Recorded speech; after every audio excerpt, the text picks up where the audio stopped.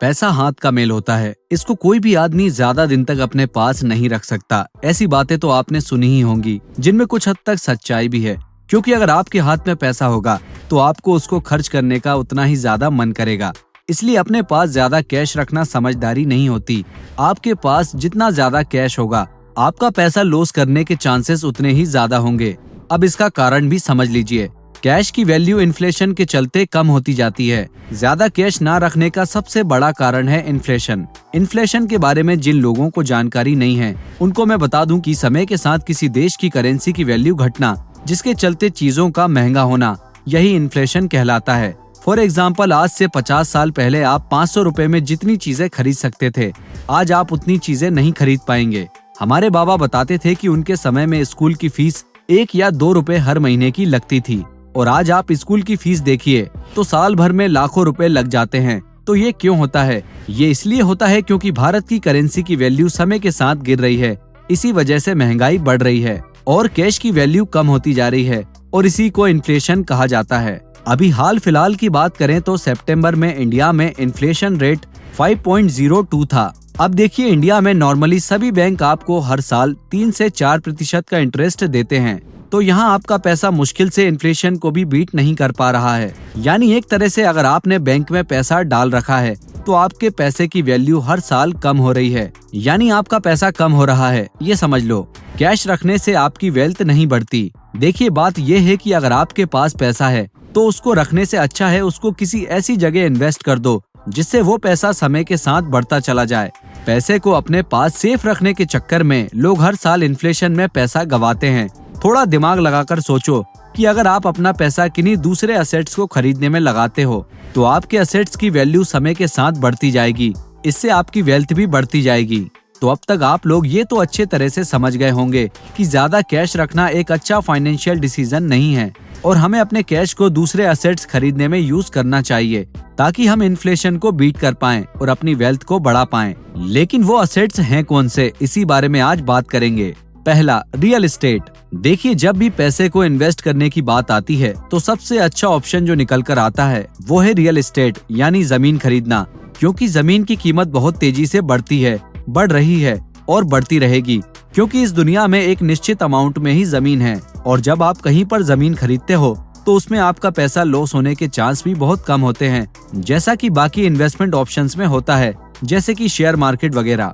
अगर जमीन के प्राइस आज नीचे भी जाते हैं तो कल को फिर से ऊपर जाएंगे, क्योंकि लॉन्ग टर्म में जमीन की कीमत बढ़ती है। और वैसे भी आपको इस चीज से मतलब नहीं है कि आज जमीन के दाम ऊपर जा रहे हैं और कल कम हो रहे हैं, क्योंकि जमीन हर आदमी लंबे समय के लिए खरीदता है।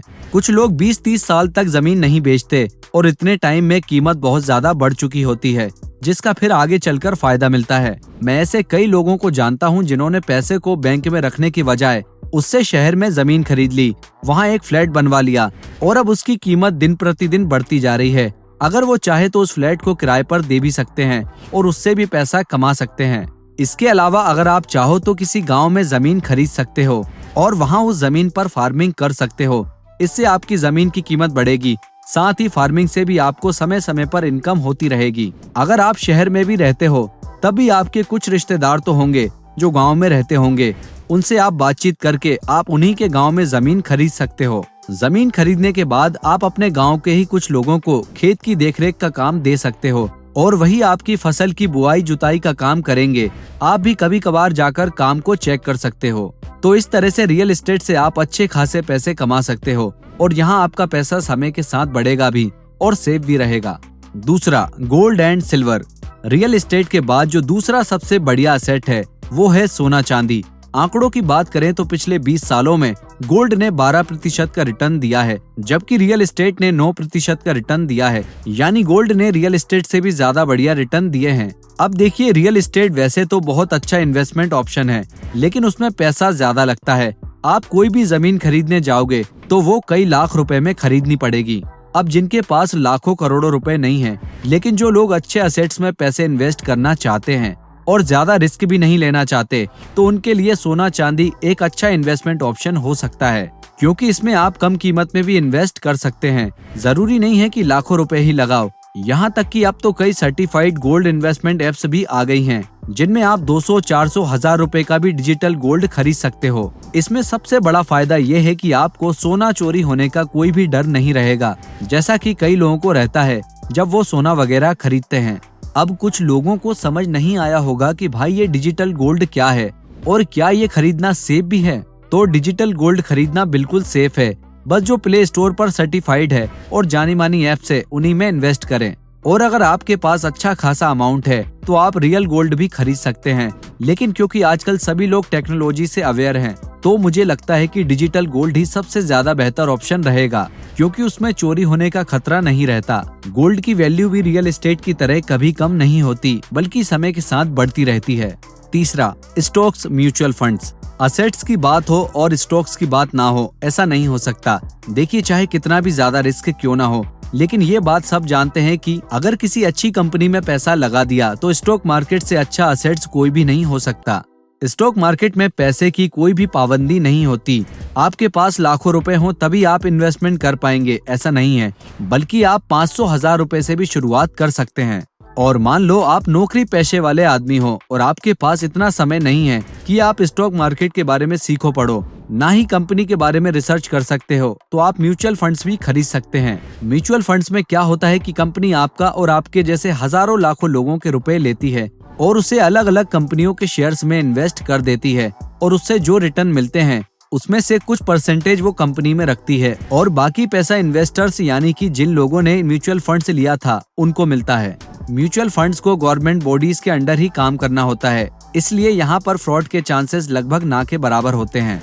अगर आप इंटरेस्टेड हैं तो आप इस बारे में इंटरनेट पर रिसर्च भी कर सकते हैं। चौथा, बिजनेस। अब उस असेट की बात करते हैं जिसके बारे में जानते तो सब लोग हैं, लेकिन उसमें इन्वेस्ट बहुत ही कम लोग करते हैं। वो असेट है बिजनेस। देखिए, अगर आपके पास अच्छा खासा पैसा है और आप रियल एस्टेट, गोल्ड, स्टॉक इनमें से किसी में भी इंटरेस्टेड नहीं है, तो आप बिजनेस में इन्वेस्ट कर सकते हैं, क्योंकि अगर बिजनेस चल गया तो आपने जितना पैसा लगाया था आपको उससे कई ज्यादा गुना मिलेगा। लेकिन बिजनेस चले इसके लिए जरूरी है कि आप बहुत ही सोच समझकर शुरुआत करें। स्मॉल बिजनेस आइडियाज के ऊपर मैं पहले ही एक वीडियो बना चुका हूँ, अगर आपने उसको नहीं देखा है तो तुरंत देख लें। उसके बाद आप अपने इंटरेस्ट ऑफ एरिया के हिसाब से कोई अच्छा सा बिजनेस आइडिया सोच लें जिसको छोटे लेवल पर शुरू किया जा सके। उसके बाद बिजनेस को शुरू करो और उसका कार्यभार किसी पहचान वाले व्यक्ति को सौंप दो। उसको मंथली सैलरी देते रहो। इस तरह से बिजनेस भी ग्रो करेगा और आपको हर महीने इनकम भी होती रहेगी। तो ये बिजनेस भी आपका असेट हुआ। और आगे चलकर जब आपके पास अच्छे खासे पैसे हो जाएं, तब आप अपने बिजनेस को बड़े लेवल पर भी लेके जा सकते हो। जैसे कि मान लो आपके पास 1 लाख रुपए हैं, आपने उससे एक जनरल स्टोर ओपन किया। धीरे धीरे वो जनरल स्टोर चलने लगा और आपको मंथली 10,000 रुपए प्रॉफिट होने लगा। तो इसे इस तरह से देखें, 1 साल में ही आपने जितना पैसा लगाया था वो कवर हो जाएगा, उसके बाद आप प्रॉफिट में ही रहोगे। तो अगर आदमी थोड़ा दिमाग लगाए तो बिजनेस को एक अच्छा असेट बना सकता है। 5वां, क्रिप्टो करेंसी। क्रिप्टो करेंसी अभी हाल में काफी पॉपुलर हुई है। ये एक डिजिटल करेंसी होती है जो कि ऑनलाइन पेमेंट का एक अल्टरनेटिव तरीका है। क्रिप्टो करेंसी क्रिप्टोग्राफी की मदद से काम करती है, जिसकी वजह से कोई भी फेक क्रिप्टो करेंसी नहीं बना सकता, ना ही इसको एक बार यूज करने के बाद दोबारा यूज कर सकता है।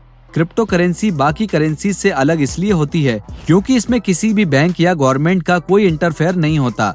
बिटकॉइन जो कि क्रिप्टो करेंसी है, उसकी वैल्यू 2010 में $0.09 थी, जो कि 2022 के दिसंबर में आते आते $18,000 हो गई है। इसलिए लोगों का इंटरेस्ट क्रिप्टो करेंसी की तरफ बढ़ रहा है। आजकल कई सारे प्लेटफॉर्म्स और एप्स अवेलेबल हैं, जहां से आप बिटकॉइन और बाकी कई सारी क्रिप्टो करेंसीज खरीद सकते हैं और बेच सकते हैं। लेकिन पहले आप क्रिप्टो करेंसी की अच्छी जानकारी ले लें तो बेहतर रहेगा, क्योंकि स्टॉक मार्केट की तरह यहाँ भी अगर आप बिना नॉलेज के इन्वेस्ट करेंगे तो आपको नुकसान उठाना पड़ सकता है। इसलिए सोच समझ कर ही इन्वेस्ट करें। 6वां, स्किल्स।